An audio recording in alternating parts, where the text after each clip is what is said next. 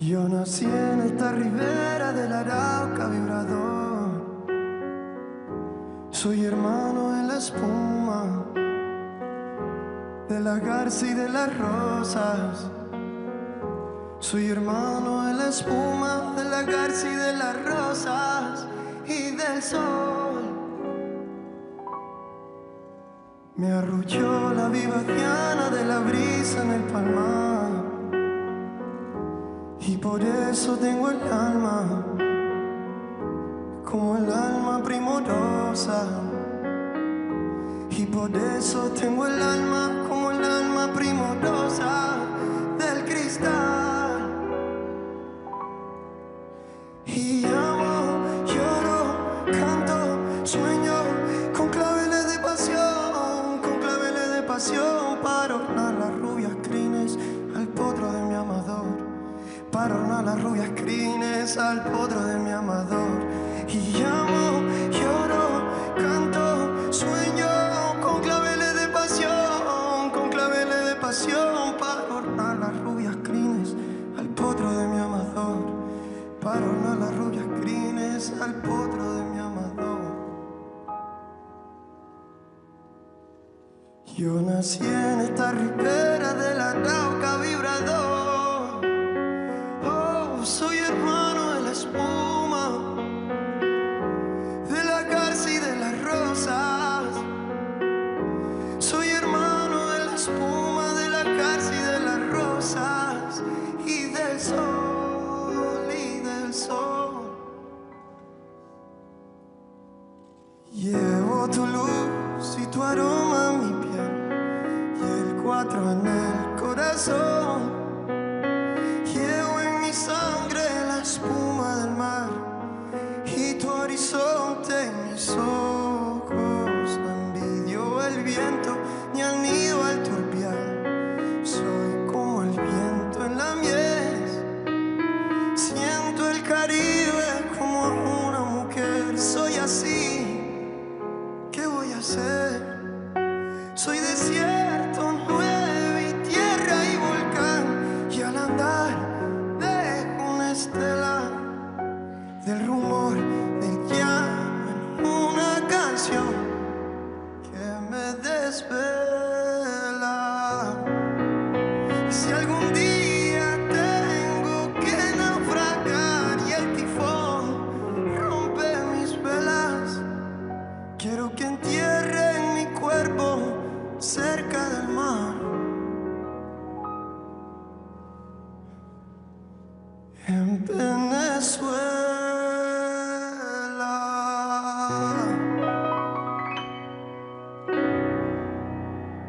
Thank you very much. Muchísimas gracias. Thank you.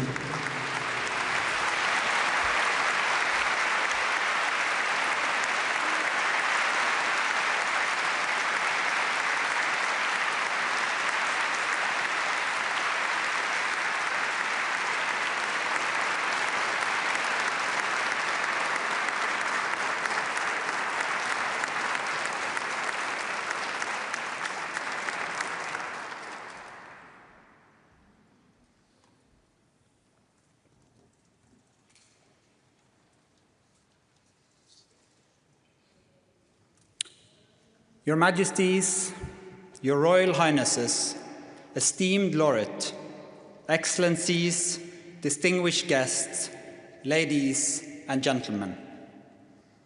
Samantha Sofia Hernandez, a girl of 16, was brutally abducted last month by masked members of the Maduro regime's security forces. She was taken from the home of her grandparents. Where she is now, we do not know. Probably in one of the dictatorship's detention centers. She may be with her father, who disappeared without a trace in January. What had they done wrong? Her brother was a soldier, but refused to follow the regime's order to commit brutal acts against the population. For that offense, the entire family must be punished. Juan Requesens is ordered to turn slowly towards the camera. The video showing him standing with a dazed look, as if in a fog, wearing underwear stained with excrement. He had supposedly confessed to planning a coup, but of course, there was no proof. The day before his arrest, Juan had stood before the National Assembly.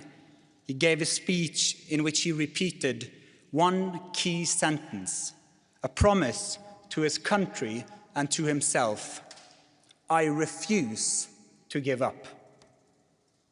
Alfredo Diaz, an opposition leader and former mayor, was pulled from a bus last November and thrown into the depths of El Coide, Latin America's largest torture center.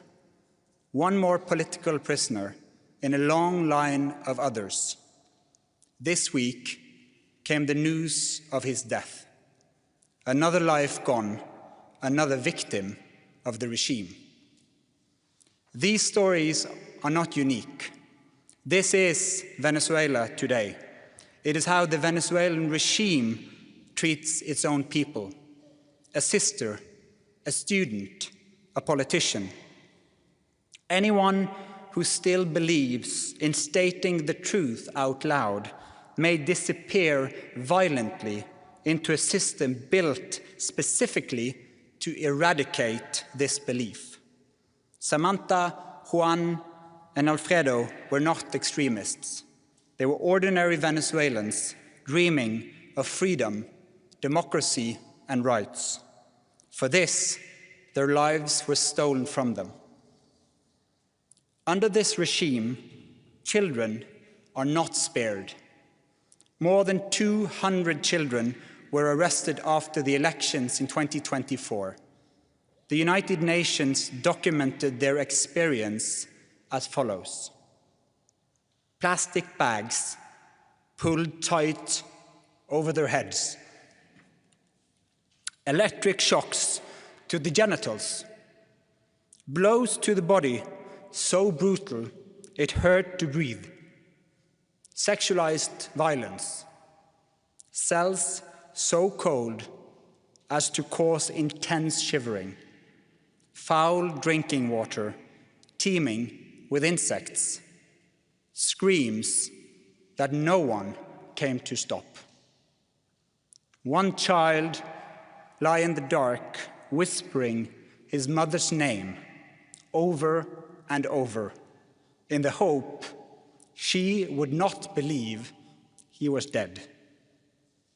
A 16-year-old boy eventually came home, so ravaged by electric shocks and beatings that he could not hug his mother without pain shooting through his body. For months, he jumped at every sound and barely slept. At night, he would wake with a jolt, convinced the soldiers were back to resume their attacks. As we sit here in Oslo City Hall, innocent people are locked away in dark cells in Venezuela. They cannot hear the speeches given today, only the screams of prisoners being tortured. This is how authoritarian powers try to crush those who stand up for democracy. The United Nations has declared these acts to be crimes against humanity. This is the regime of Nicolás Maduro. Venezuela has evolved into a brutal, authoritarian state facing a deep humanitarian and economic crisis. Meanwhile, a small elite at the top, shielded by political power, weapons, and legal impunity, and human trafficking. Daughters simply disappear. Children become objects of trade in the hands of criminals who see human desperation as a business opportunity. A quarter of the population has already fled the country, one of the world's largest refugee crisis. Those who remain live under a regime that systematically silences, harasses, and attacks the opposition. Venezuela is not alone in this darkness. The world is on the wrong track. The authoritarians are gaining. We must ask the inconvenient question: why is it so hard for us to preserve democracy, a form of government that was conceived to protect our freedom and our peace? When democracy loses, the result is more conflict, more violence, more war. In 2024, more elections were held than in any previous year, but ever fewer are free and fair. The power of the law is misused, independent media are silent, and critics are imprisoned.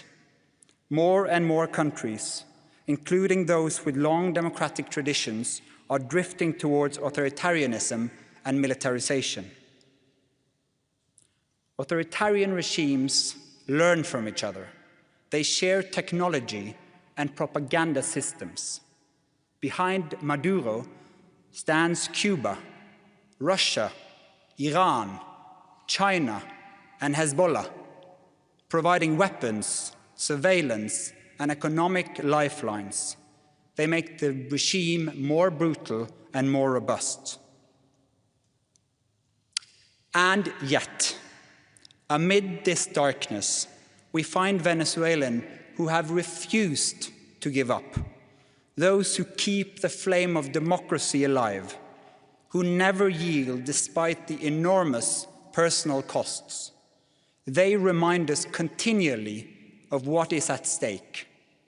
Many of them are here with us today.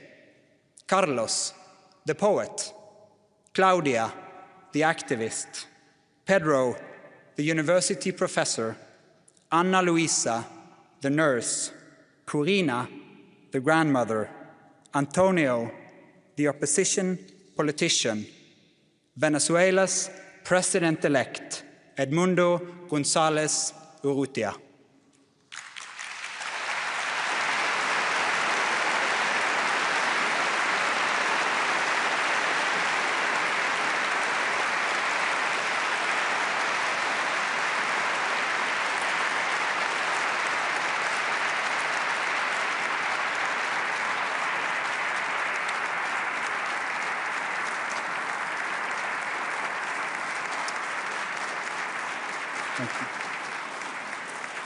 The Nobel Peace Prize laureate, Maria Corina Machado, has done everything in her power to be able to attend the ceremony here today, a journey in a situation of extreme danger.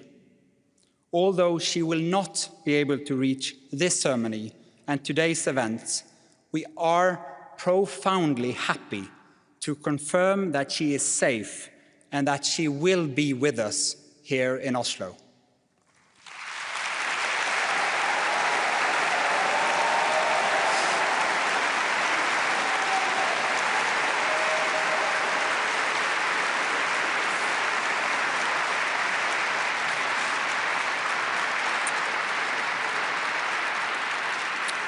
At the heart of the battle for democracy shines the simple truth. Democracy is more than a form of government. It is also the basis for lasting peace. Millions of Venezuelans know this. Year after year, students, trade unions, journalists, business groups, and ordinary citizens have mobilized in waves of resistance. They have filled the streets in protest. When their votes were taken away, they banged pots and pans. When state surveillance is inescapable, they whisper. People across the political spectrum, from communists to conservatives, have risen to challenge the regime. The opposition has tried one strategy after another.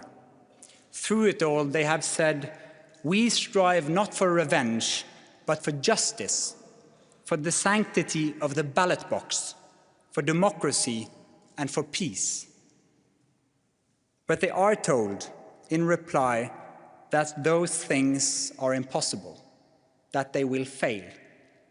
And when the Venezuelans asked the world to pay attention, we turned away.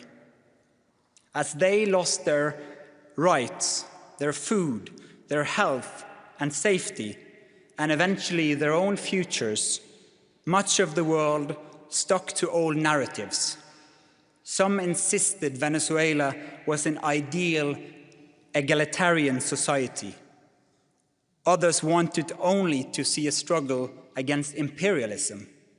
Still others choose to interpret Venezuelan reality as little more than a contest between superpowers, overlooking the bravery of those who seek freedom in their own country.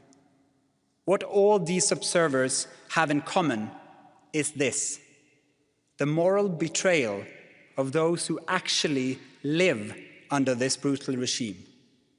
If you only support people who share your political views, you have understood neither freedom nor democracy. Yet many critics stop there. They see local democratic forces cooperating by necessity with actors they dislike and use that to justify withholding support. This put ideological conviction ahead of human solidarity. How should we regard those who use all their energy finding fault with the hard choices that brave defenders of democracy have had to make, instead of recognizing their courage and their sacrifice, or asking how we too can help fight dictatorships? It is easy to stand on principle when someone else's freedom is at stake. But no democracy movement operates in ideal circumstances. Activist leaders must confront and resolve dilemmas that we onlookers are free to ignore. People living under dictatorship often have to choose between the difficult and the impossible. Yet many from us, from a safe distance, expect Venezuela's democratic leadership to pursue their aims with a moral purity their opponents never display. This is unrealistic, this is unfair, and it shows ignorance of history. Many who have stood at this podium to receive the Nobel Peace Prize, including Lech Walesa and Nelson Mandela, knew well the dilemmas of dialogue. In authoritarian systems, dialogue can lead to improvement, but it can also be a trap.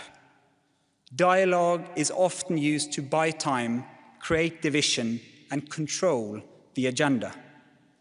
Maria Corina Machado has participated in dialogue processes for years. She's never rejected the principle of talking to the other side, but she's dismissed empty processes. Peace without justice is not peace. Dialogue without truth is not reconciliation. Venezuela's future can take many forms, but the present is one thing only. It is horrific.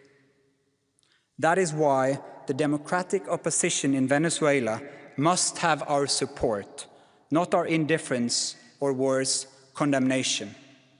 Every day, its leaders must choose a path that is in fact open to them, not the path of wishful thinking.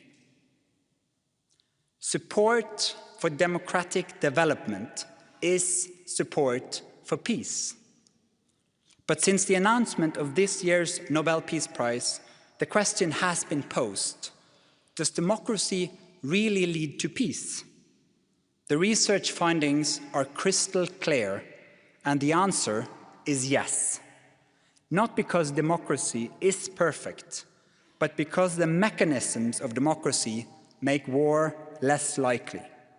Democracies are equipped with safety valves, free media, power-sharing structures, independent courts, civil society organizations, and elections that make it possible to change leadership without violence. In this political environment, differing options are not a threat to be put down, but an advantage. In a democracy, a leader who ignores facts can be replaced in the next election. In an authoritarian regime, the leader stays in power and replaces all who tell uncomfortable truths. Loyalty takes the place of reality, and dangerous decisions are taken in the dark. War is always costly, but in authoritarian regimes, it is not the leaders who pay the highest price. This is why democracy almost never go to war with each other, as authoritarian states are more prone to do. Nicolas Maduro's rule in Venezuela shows why. Conflicts are resolved with brute force, not negotiation. The result is a society where millions are forced into silence, with consequences that do not stop at the border. Instability, violence, and systematic destruction of the country's institutions have affected the entire region, and a neighboring country has been threatened with military invasion. Venezuela demonstrates with painful clarity that authoritarian rule both destroys a society from within and spreads instability abroad. Democracy is obviously no guarantee of peace, but it is the most effective system we have to prevent violence and conflict. This line of reasoning often prompts a well-known counter-argument that democracy itself causes unrest and conflict, that demanding freedom is dangerous. This is an old claim. Authoritarian leaders have used it for generations to defend their positions of power. Today, they supercharge the argument with disinformation and propaganda, two of their essential weapons. Ladies and gentlemen, as citizens of a democracy, we have a duty to be critical of information sources. Alarm bells should ring when the views we express are identical to those disseminated by one of the world's most manipulative disinformation systems. For in that case, we are not just spreading information, we are spreading the strategic propaganda of a dictator. What are we all to think when we read that it is the Venezuelan opposition that is threatening the country with war, that the democratic movement desire an invasion, when the narrative is turned upside down and when the victims are branded as aggressors? This is a version of reality that the Maduro regime tells the world, that it is the guarantor of peace. But peace based on fear, silence, and torture is no peace. It is submission depicted as stability. No, the source of the violence is not the democracy activists. It is those at the top who refuse to cede power. It was not Nelson Mandela who made South Africa violent, but the apartheid regime's crackdown on demands for equality. Opposition groups did not start the imprisonments in Belarus, the executions in Iran, or the persecution in Venezuela. The violence comes from authoritarian regimes as they lash out against popular calls for change. Peace and democracy cannot be separated without draining both of meaning.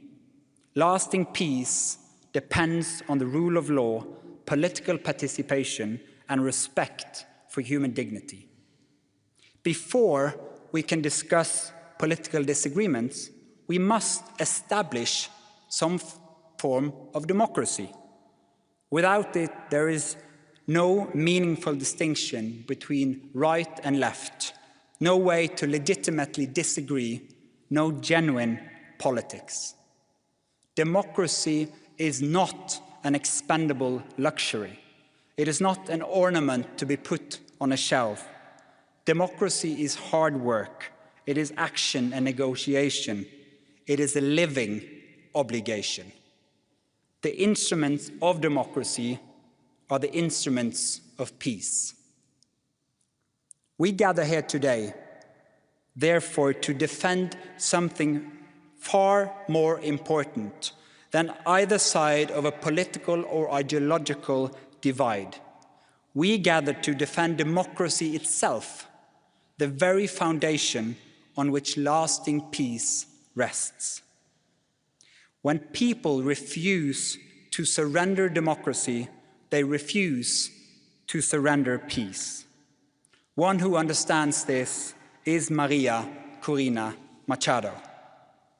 As a founder of Sumate, an organization devoted to building democracy, Ms. Machado stepped forward to advocate free and fair elections more than 2 decades ago. As she herself put it, it was a choice of ballots over bullets. In political office and in her service to organizations, Ms. Machado has spoken out for judicial independence, human rights, and popular representation. She has spent years working for the freedom of the Venezuelan people. The presidential election of 2024 was a key factor in the selection of this year's Peace Prize. Ms. Machado was the opposition presidential candidate and the country's unifying voice of hope. When the regime blocked her candidacy, the movement might have collapsed, but through her support behind Edmundo González Urrutia and the opposition stayed together. The opposition found common ground in the demand for free elections and representative government. This is the very foundation of democracy, our shared willingness to defend the principle of popular rule, even if you disagree on policy. At a time when democracy is under threat around the world, it is more important than ever to defend this common ground. Hundreds of thousands of volunteers mobilized across political divides. They were trained as election observers and used technology in new ways to document each step of the election. Up to 1 million people stood watch over polling stations around the country. They uploaded vote tallies, photographed records, and secured copies before the regime could destroy them. They defended this documentation with their lives, then made sure the world learned the result of the election. This was grassroots mobilization, unlike any that Venezuelan and probably the world had ever seen. Ordinary citizens from all walks of life carrying out systematic, high-tech documentary work in an atmosphere of threats, surveillance, and violence. The efforts of this democracy movement, both before and after the election, were innovative and brave, peaceful and democratic. The opposition received international support when its leaders publicized the vote counts that were collected from the country's election districts, showing that the opposition had won by a clear margin. But the regime denied it all. It falsified the election result and clung to power violently. For the past year, Ms. Machado has had to live in hiding. Despite serious threats, she has remained in the country, an inspiration to millions. She is receiving the Nobel Peace Prize for 2025, for her tireless work promoting democratic rights of the people of Venezuela and for her struggle to achieve a peaceful and just transition from dictatorship to democracy. For a long, long time, the opposition in Venezuela has relied on democracy's toolbox to wage its peaceful civilian campaign. Over the years, Ms. Machado and her allies have had to adapt and change tactics. They've applied almost every democratic tool, from election boycotts when the system was too rotten, to participation when small openings in the process made it possible. They've tried dialogue, organization, mobilization, and extensive election documentation. Ms. Machado has appealed for international attention, support, and pressure, not for an invasion of Venezuela. She has urged people to stand up for their rights using peaceful, democratic means. Peace research shows it clearly. Widespread, non-violent mobilization is among the most effective methods of achieving political change in a dictatorship.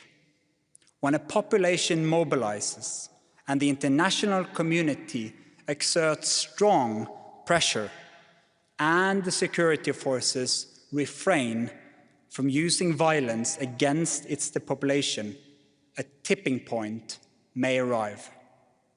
As the leader of the democratic movement in Venezuela, Maria Corina Machado is one of the most extraordinary examples of civilian courage in recent Latin American history.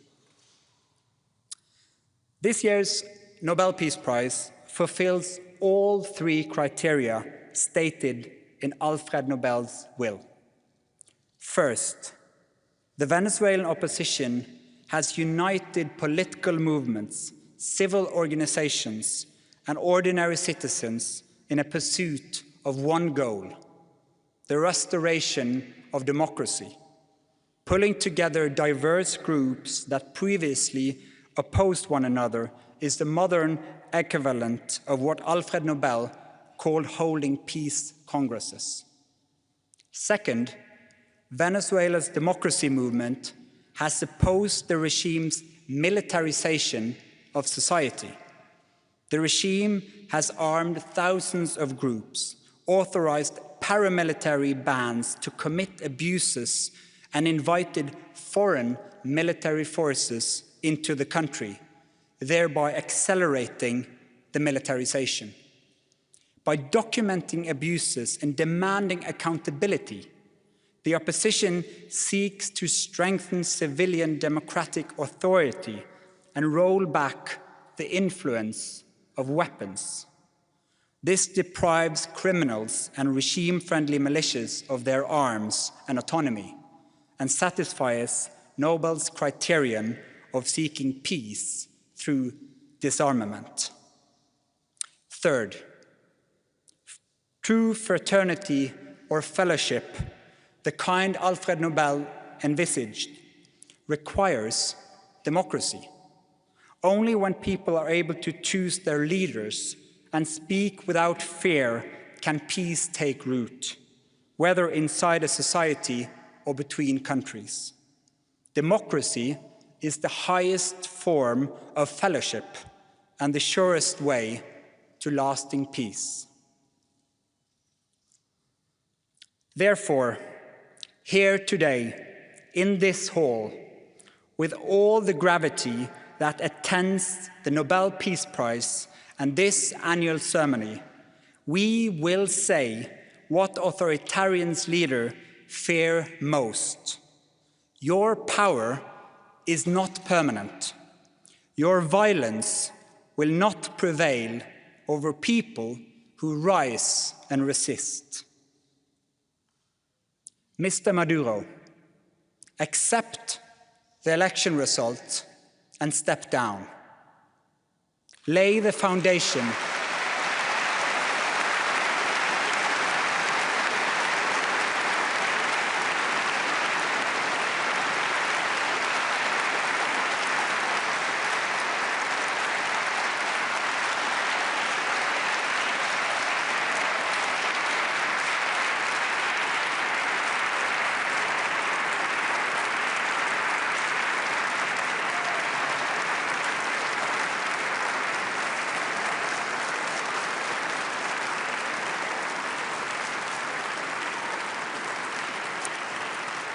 lay the foundation for a peaceful transition to democracy, because that is the will of the Venezuelan people. Maria Corina Machado and the Venezuelan opposition have lit a flame that no torture, no lie, and no fear can extinguish. When the history of our time is written, it won't be the names of the authoritarian rulers that stand out, but the names of those who dared resist, those who stood tall in the face of danger, those who kept going, gave up. Carl von Ossietzky, Andrei Sakharov, Nelson Mandela. In its long history, the Norwegian Nobel Committee has honored brave women and men who have stood up against repression, who have carried the hope of freedom in prison cells, in the streets, and in public squares, and shown by these actions that resistance can change the world. Today, we honor Maria Corina Machado.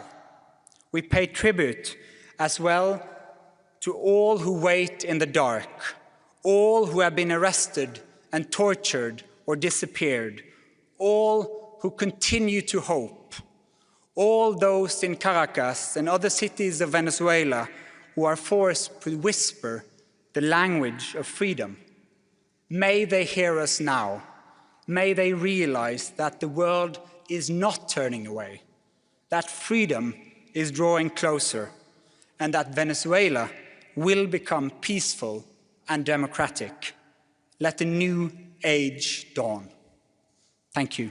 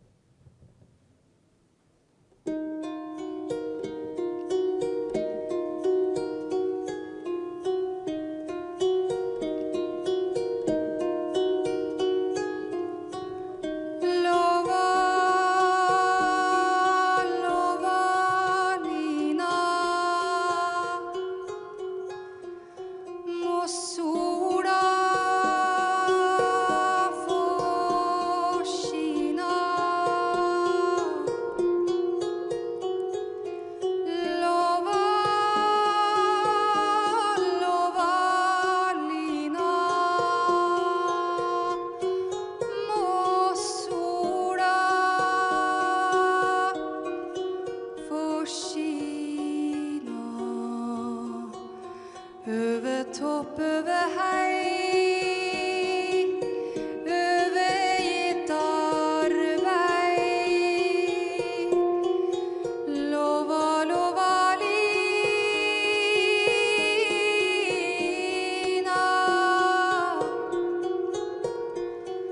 La sola får skina.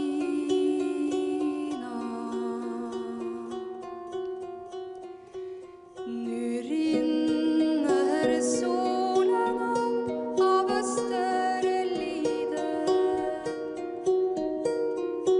Forgyller klippens topp og bjergets side.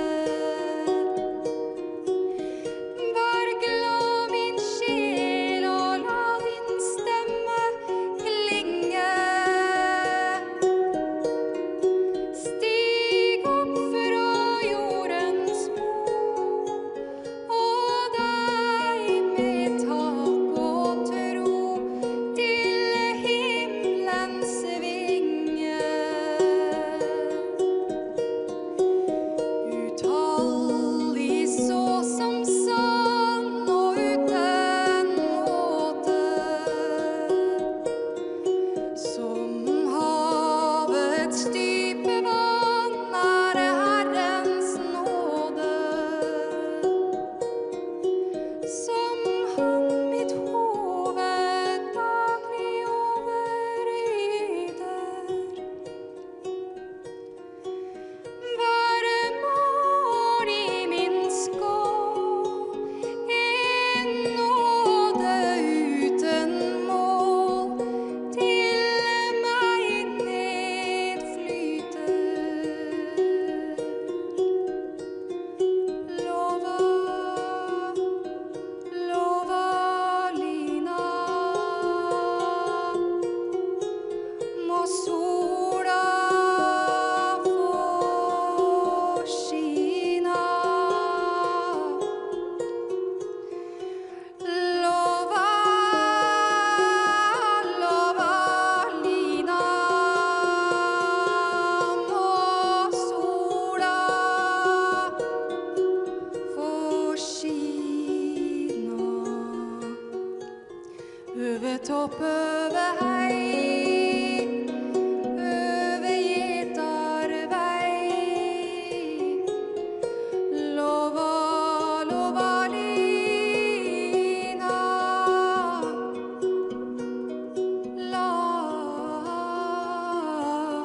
sola få skina.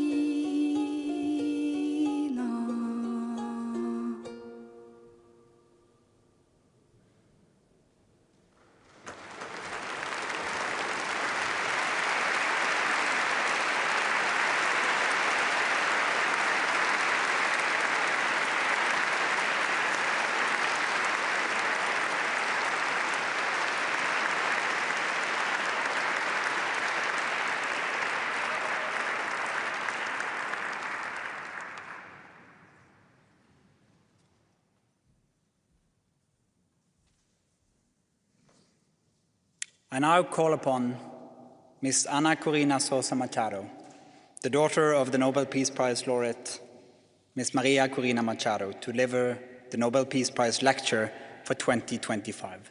Ms. Sosa, will you please take the floor?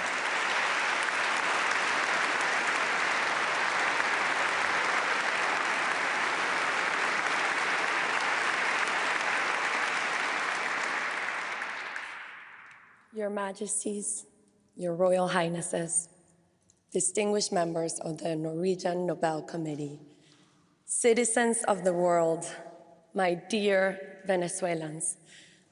First, I want to express our infinite gratitude from my family, from an entire country, to the Norwegian Nobel Committee. Thanks to you, the struggle of an entire people for truth, for freedom, for democracy and peace is today recognized around the world. I am here on behalf of my mother, Maria Corina Machado, who has united millions of Venezuelans in an extraordinary effort that you, our hosts, have honored with the Nobel Peace Prize. But although she has not been able to be here and take part in this ceremony, I must say that my mother never breaks a promise. And that is why, with all the joy in my heart, I can tell you that in just a few hours, we will be able to embrace her here in Oslo after 16 months living in heaven.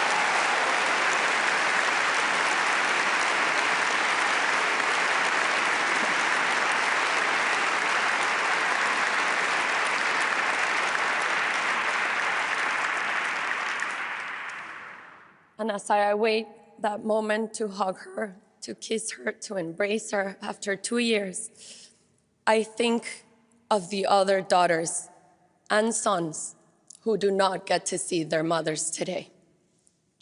This is what drives her, what drives all of us.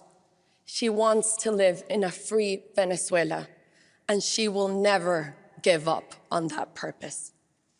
That is why we all know, and I know, that she will be back in Venezuela very soon. In the meantime, at this moment, I face the difficult task of giving voice to her words, the speech she prepared for this occasion. This is her speech. I have come here to tell you a story. The story of a people and their long march toward freedom. This march brings me here today as one voice amongst millions of Venezuelans who rose once again to reclaim the destiny that was always theirs. Venezuela was born of audacity, shaped by peoples and cultures intertwined. From Spain, we inherited a language, a culture, and a faith that merged with ancestral indigenous and African roots. In 1811, we wrote the first constitution in the Spanish-speaking world, one of the earliest republican constitutions on earth, affirming the radical idea that every human being carries a sovereign dignity. This constitution enshrined citizenship, individual rights, religious liberty, and separation of powers. Our ancestors carried liberty on their backs. They crossed an entire continent from the banks of the Orinoco to the heights of the Potosí to help give rise to societies of free and equal citizens, out of the conviction that freedom is never whole unless it is shared. From the beginning, we believed something simple and immense, that all human beings are born to be free. That conviction became our national soul. In the 20th century, the earth opened.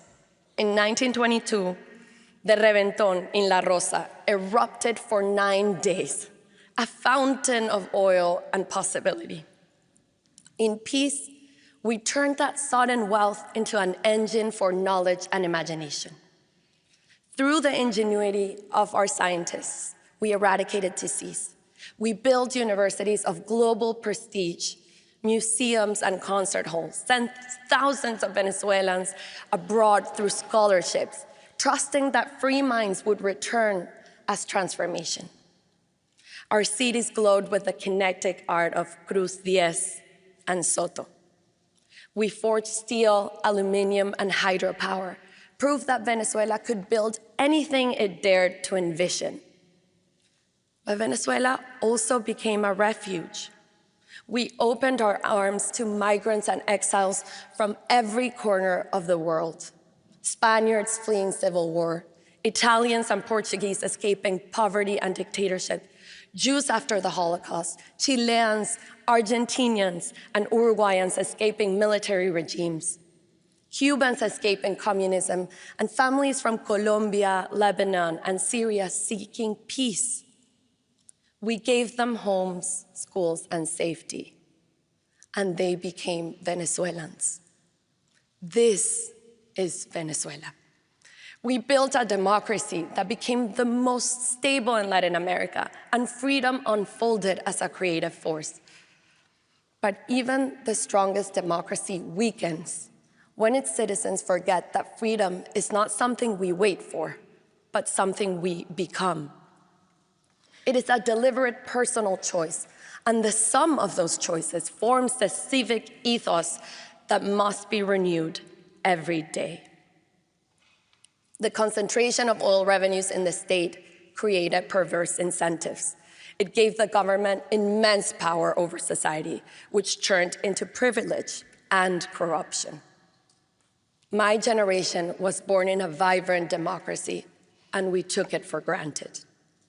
We assumed freedom was as permanent as the air we breathed. We cherished our rights, but we forgot our duties. I was raised by a father whose life's work, building, creating, serving, taught me that loving a country meant assuming responsibility for its future.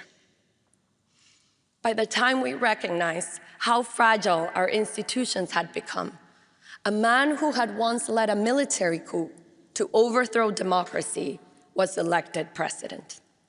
Many thought charisma could substitute the rule of law.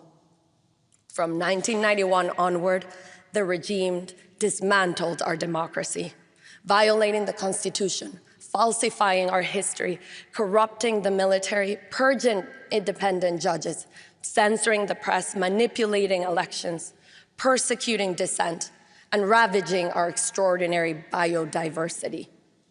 Oil wealth was not used to uplift, but to bind. Washing machines and refrigerators were handed out on national television to families living on dirt floors, not as progress, but as spectacle. Apartments meant for social housing were handed to a select few with a condition for unquestionable obedience. And then came the ruin, obscene corruption, historic looting. During the regime's rule, Venezuela received more oil revenue than in the previous century combined, and it was all stolen. Oil money became a tool to purchase loyalty abroad, while at home, criminal and international terrorist groups fused themselves to the state. The economy collapsed by more than 80%. Poverty surpassed 86%. Today, 9 million Venezuelans have been forced to flee. These are not statistics, they're open wounds. Meanwhile, something deeper and more corrosive took place. It was a deliberate method to divide society by ideology, by race, by origin, by ways of life, pushing Venezuelans to distrust one another, to silence one another, to see enemies in one another. They smothered us, they took us prisoners, they killed us, and they forced us into exile. It had been almost 3 decades of fighting against a brutal dictatorship, and we had tried everything. Dialogues betrayed, protests of millions crushed, elections perverted. Hope collapsed entirely, and belief in any kind of future became impossible. The idea of change seemed either naive or crazy. It seemed impossible. Yet from the very depths of that despair, a step that seemed modest, almost procedural, changed the course of our history. We decided against all odds to run a primary election. And unlike any act of rebellion, we chose to trust people, to rediscover one another. We traveled by road and by dirt path in a country with gasoline shortages, daily blackouts, and collapsing communications. Forbidding from advertising without money or media willing to speak our names, we crossed it only with our conviction. Word of mouth was our network of hope.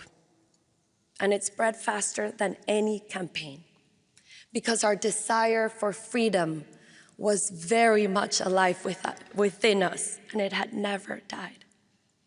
The forced migration that was meant to fracture us instead united us around one sacred purpose: to reunite our families in our land.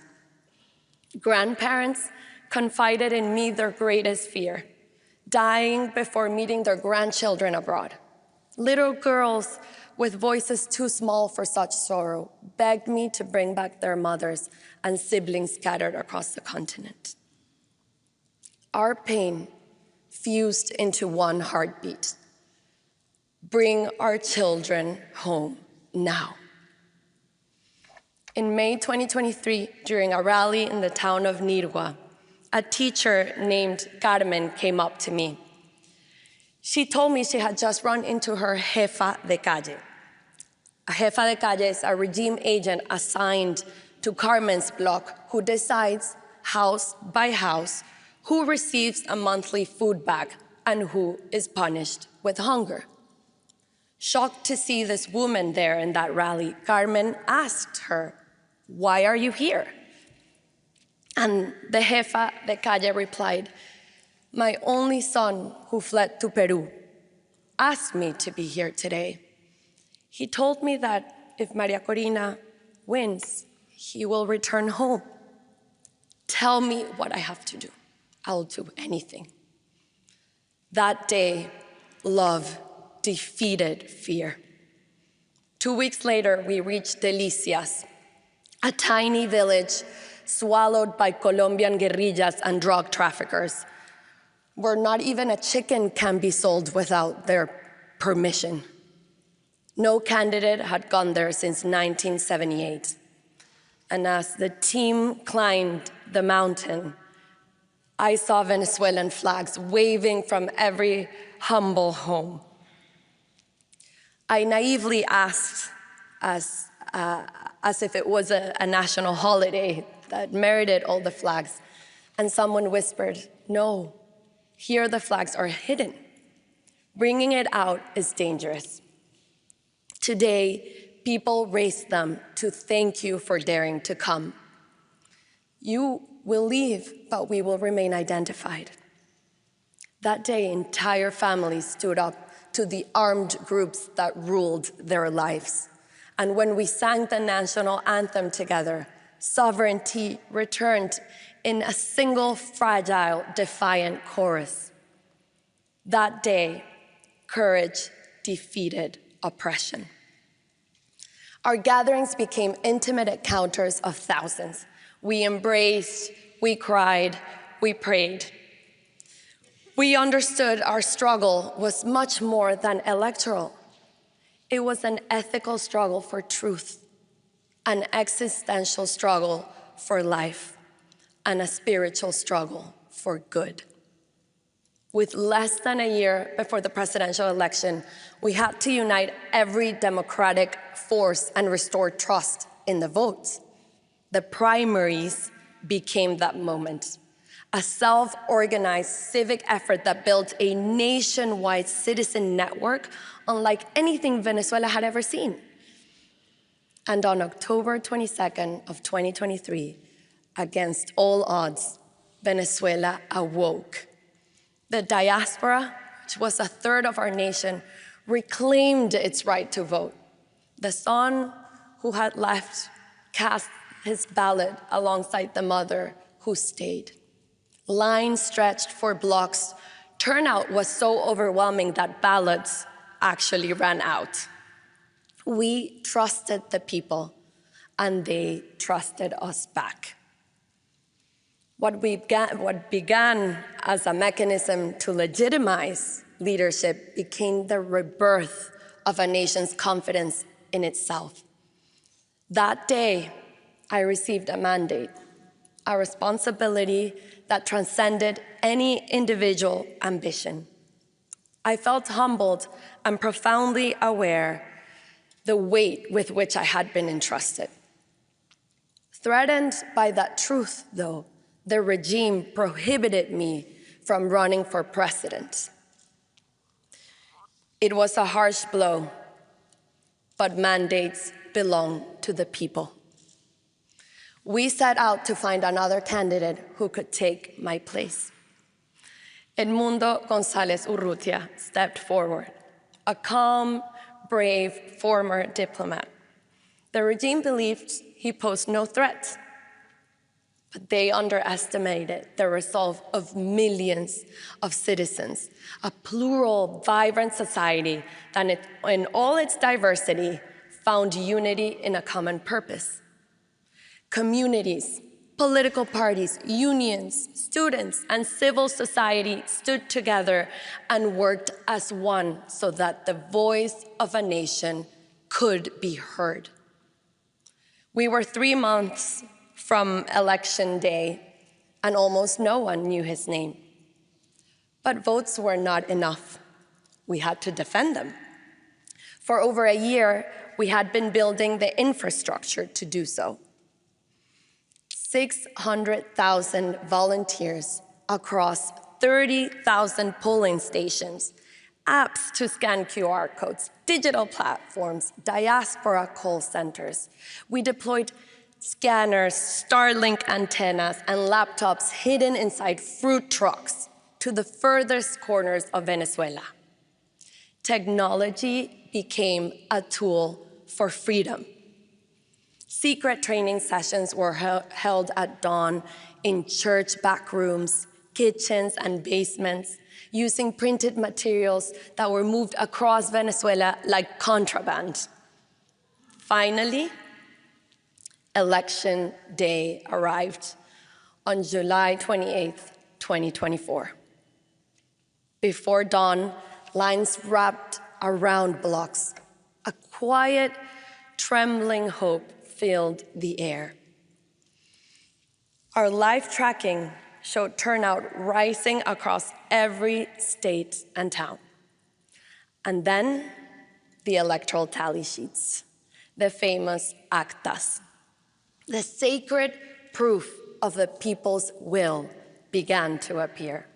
First by phone, then WhatsApp, then photographs, then scanned, and finally carried by hand, by mule, by canoe.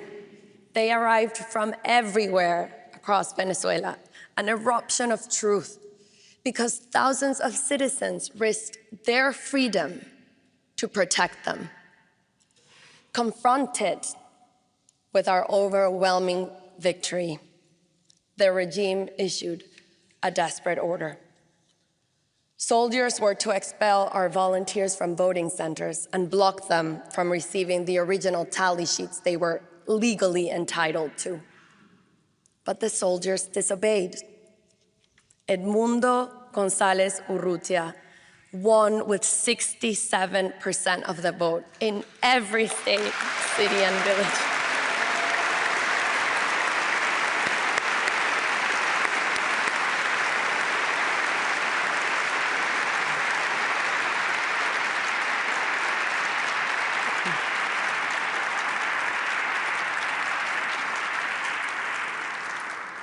In every state, city, and village, every single tally sheet told the same story. Within hours, they were digitized and published on a website for the world to see. But the dictatorship responded with terror. 2,500 people kidnapped, disappeared, tortured, homes marked, entire families taken as hostages. Priests, teachers, nurses, students, anyone who dared share a tally sheet was hunted down. These are crimes against humanity, documented by the United Nations. State terrorism deployed to bury the will of the people. Some of the more than 220 children detained after the elections were electrocuted, beaten, and suffocated until they repeated the lie the regime needed, falsely incriminating themselves of being paid by me to protest. Women and girls in prison are right now being forced into sexual slavery, made to endure abuse in exchange for a family visit, a meal, or the chance to take a bath. And yet, the Venezuelan people did not surrender. During the past 16 months in clandestinity, we have built new networks of civic pressure and disciplined disobedience, preparing for Venezuela's orderly transition to democracy. That is how we reach this day, a day carrying the echo of millions who stand at the threshold of freedom.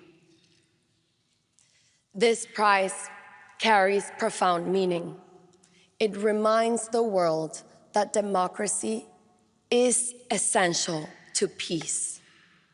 And more than anything, what we Venezuelans can offer the world is the lesson forged through this long and difficult journey, that to have democracy, we must be willing to fight for freedom. And freedom is a choice that must be renewed every day, measured by our willingness and our courage to defend it. For this reason, the cause of Venezuela transcends our borders. A people who choose freedom to contribute not only to themselves, but to humanity. We attain freedom only when we refuse to turn our backs on ourselves, when we confront the truth directly, no matter how painful, when love for what truly matters in life gives us the strength to persevere and to prevail.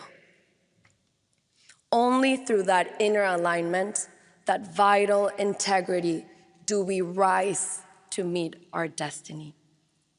Only then do we become who we truly are, able to live a life worthy of being lived.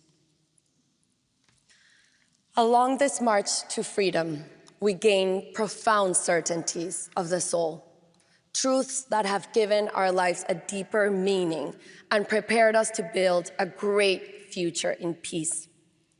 Therefore, peace is ultimately an act of love. This love has already set our future in motion. Venezuela will breathe again. We will open prison doors and watch thousands who were unjustly detained step into the warm sun, embraced at last by those who never stopped fighting for them. We will see grandmothers settle children on their laps to tell them stories not of distant forefathers, but of their own parents' courage. We will see our students debate ideas passionately and without fear, their voices rising freely at last.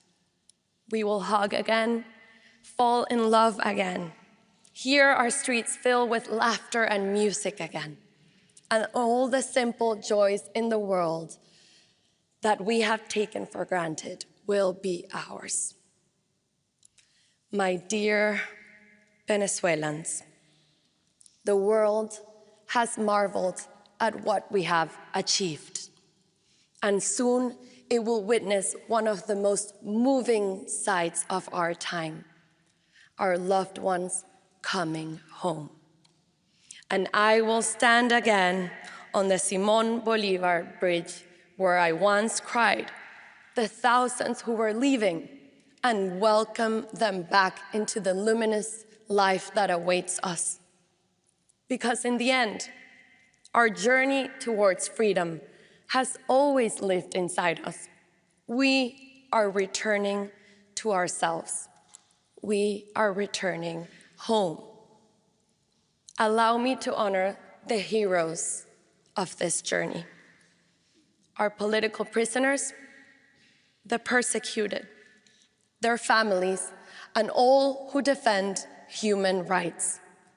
Those who sheltered us, fed us, and risked everything to protect us.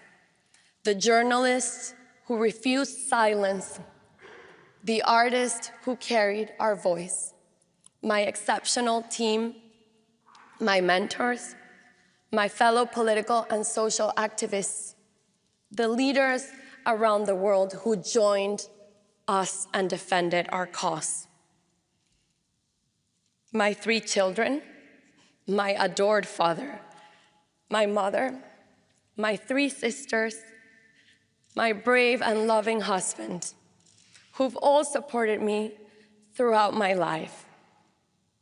And above all, the millions of anonymous Venezuelans who risked their homes, their families, and their lives out of love. To them belongs this honor. To them belongs this day. To them belongs the future. Gracias.